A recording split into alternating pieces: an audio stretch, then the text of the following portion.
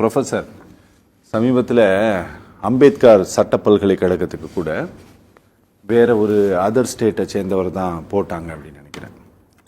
நீங்கள் இதே மாதிரியான ஒரு நிலைப்பாட்டை இந்த தமிழ்நாட்டை சேர்ந்தவங்களை நீங்கள் இந்தியாவில் இருக்கக்கூடிய குஜராத்தில் போடுவாங்களா, மகாராஷ்டிராவில் போடுவாங்களா, பிஜேபி ஆளக்கூடிய உத்தரப்பிரதேசத்தில் போடுவாங்களா? அவங்க போடுவாங்க. அவங்களுக்கு ஏன் அதை பற்றி கவலையே கிடையாது. அந்த மாதிரி ஸ்டேட்டில் வந்து நீங்கள் யார் வேணால் அனுப்புங்க போட்டுக்கிறோம் நாங்கள் அப்படின்னு போட்டுப்பாங்க, அவ்வளோதான். அது ஒன்றும் உறுப்பினர் இந்த ஸ்டேட்டை சேர்ந்தவர்களுக்கு துணைவேந்தர்களாக நியமிக்கணும் அப்படிங்கிறது ஏன் ரொம்ப முக்கியமானதுங்க ப்ரொஃபஸர்? அதுதான் நான் சொன்னேனே, நம்ம ஸ்டேட்டு வந்து it is not similar to other states. புரியுது. ஏன்னா இதில் வந்து ஹிந்தி இருக்குது. ஹிந்தி வந்து மற்ற ஸ்டேட்லலாம் எடுத்திருக்காங்க, வச்சிட்டு இருந்திருக்காங்க அவங்க. நம்ம ஸ்டேட்டில் அது கிடையவே கிடையாது. ஸோ அந்த மாதிரி இதில் வந்து அவங்க இது ஏன் போடலை அப்படின்னு அவங்க எதிர்பார்த்தாங்கனாக்கா அது நியாயமே இல்லை. அது தெரிஞ்சவங்கள மட்டும் போட போகிறோம் அப்படின்னு சொன்னாங்கன்னா அதை விட இன்னும் மோசம் அது. ஸோ அதனால் எனக்கு என்னமோ அது சரின்னு படலை.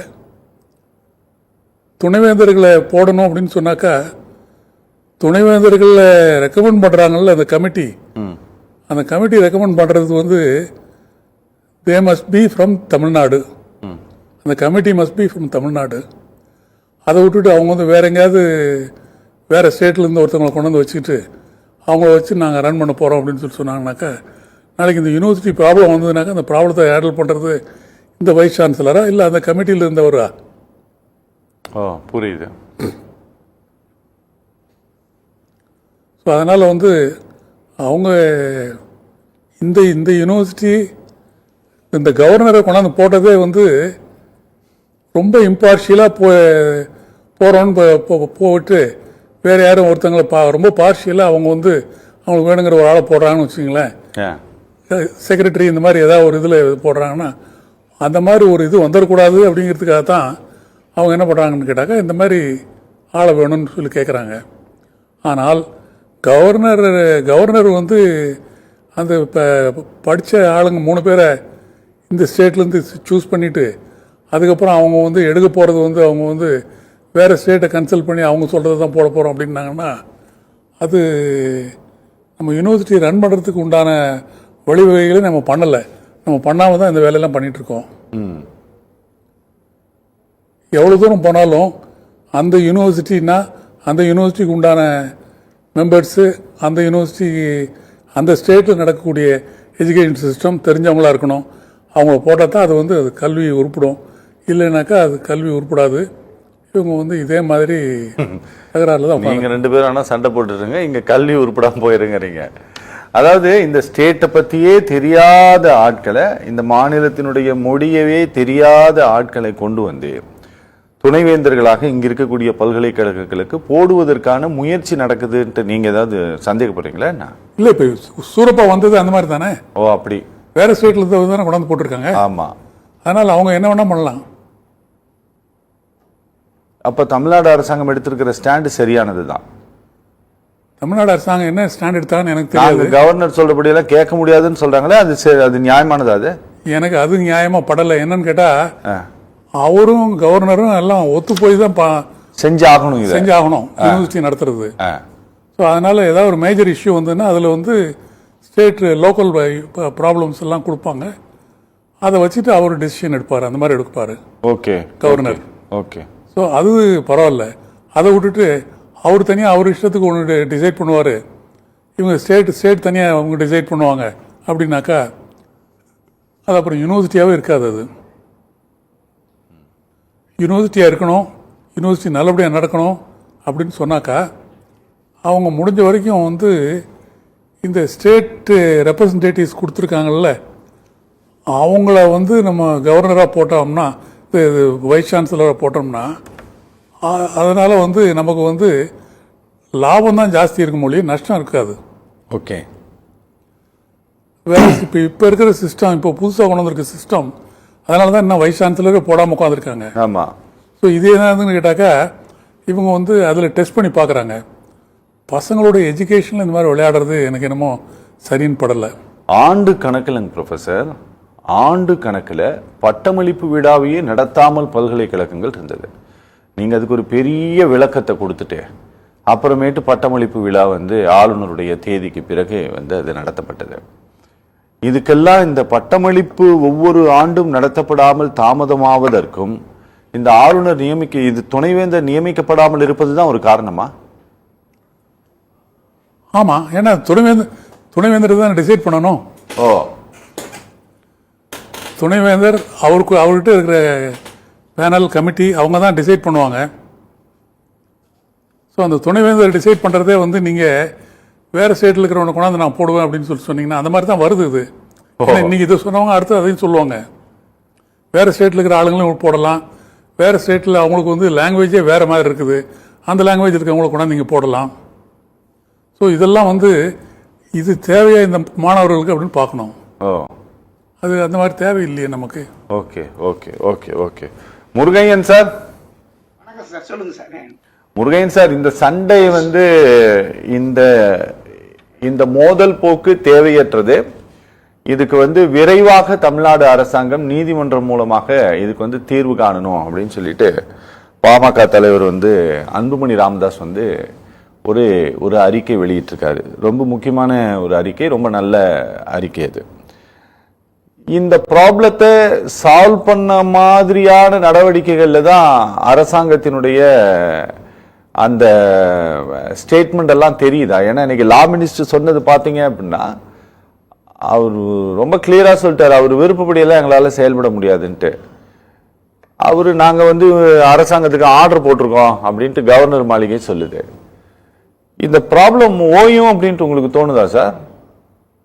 சார் ரொம்ப அழகா சொன்னீங்க சில விஷயம். அதுக்கு முன்னாடி நான் சொல்லிடுறேன் சார். அதாவது என்னமோ சொல்லுவாங்க, அந்த கழுதைய குதிரையாக்கணுமே தவிர குதிரையை கழுதையாக்கிட கூடாதும்பாங்க. நீங்க ஒரு கேள்வி கேட்டீங்க நம்முடைய மேலாள் துணைவேந்தர்கிட்ட, ரொம்ப அவங்க நாசுக்கா சொன்னாங்க. நான் அப்படி ஓப்பனாவே சொல்றேன், ஒரு நல்லா நடைபெறக்கூடிய ஒரு மாநிலத்துல, கல்வி உச்சக்கட்டத்தை எட்டி பிடித்திருக்கிற ஒரு மாநிலத்துல அது வந்து ஒரு எதிர்கட்சி மாதிரி உட்கார்ந்துக்கிட்டு அது வீணடிக்கிற ஒரு முயற்சி தான் இந்த முயற்சி அப்படிங்கிறது தான் ஆளுநருடைய முயற்சி. அதாவது எங்கெங்கெல்லாம் இருக்கிற கழுதையை குதிரையாக்காம இந்த குதிரையை கழுதையாக்கிறதுக்கு நினைக்கிறாங்கிறது ஒண்ணு. ரெண்டாவது சார், தமிழ்நாட்டுல பல்கலைக்கழகங்கள் அதிகம். அதனால வெளி மாநிலத்திலிருந்து உள்ளவங்க எல்லாம் நீ வா, நான் நல்ல பல்கலைக்கழகம் திறந்து வைக்கிறேன், நீ பூரா இங்க வீசியா வா, ஓ மாநிலத்துல 2-3 பல்கலைக்கழகம் எங்க ஆளை எடுத்துக்கோ சொன்னா, இது இந்த மருத்துவக் கல்லூரி பிரச்சனை மாதிரிதான். நிறைய மருத்துவக் கல்லூரி இருக்கும், வெளி மாநில பிள்ளைங்க எல்லாம் இங்க வருவாங்கிற மாதிரி. ஏன் தமிழ்நாட்டில் தலை சிறந்த கல்வியாளர்கள் இல்லையா?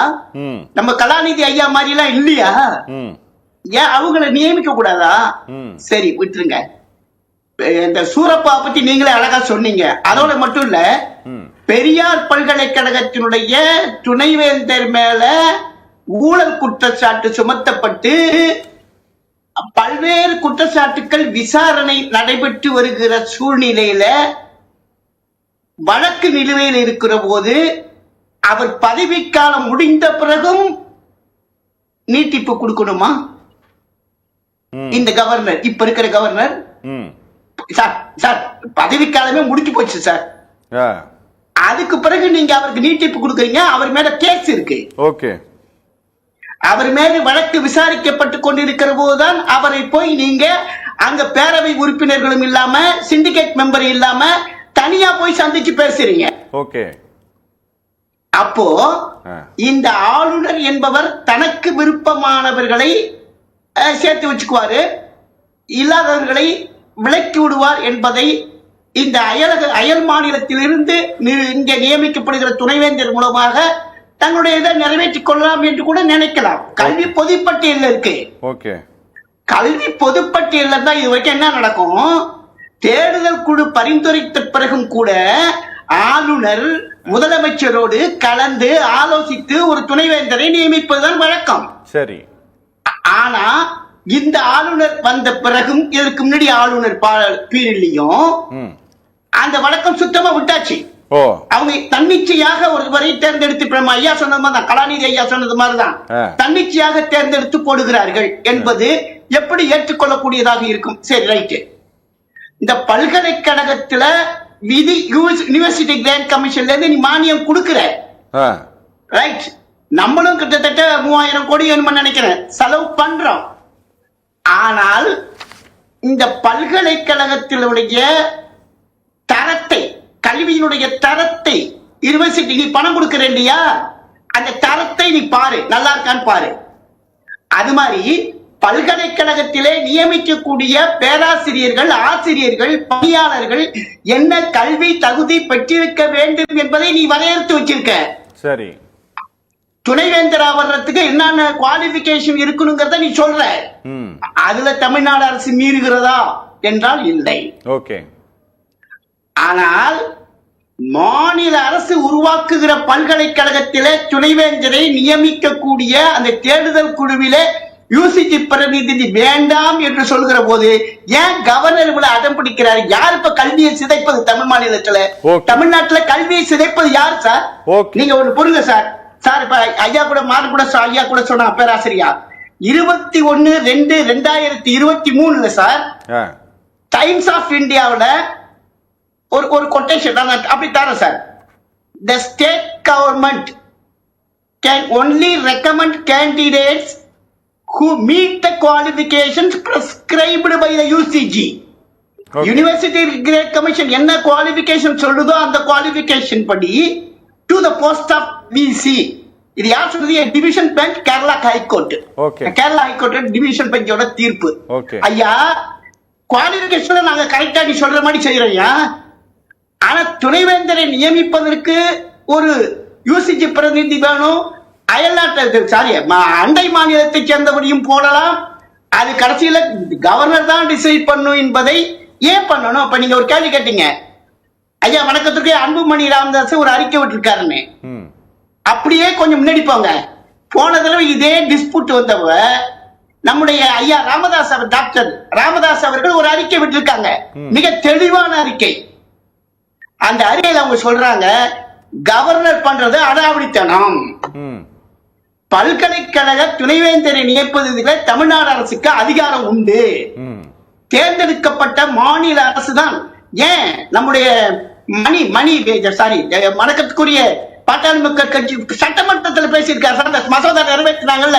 12 பல்கலைக்கழகத்துக்கு முதலமைச்சரை துணைவேந்தராக நியமிக்கலாம்னு சட்ட மசோதா நிறைவேற்றிய போது வேல்முருகன்ல இருந்து எல்லா எம்எல்ஏக்களும் பேசுகிற போது இந்த வேந்தர் என்கிற இடத்துல கவர்னர் என்பதை நீக்கிவிட்டு முதலமைச்சர் என்பதை அங்க போடணும்.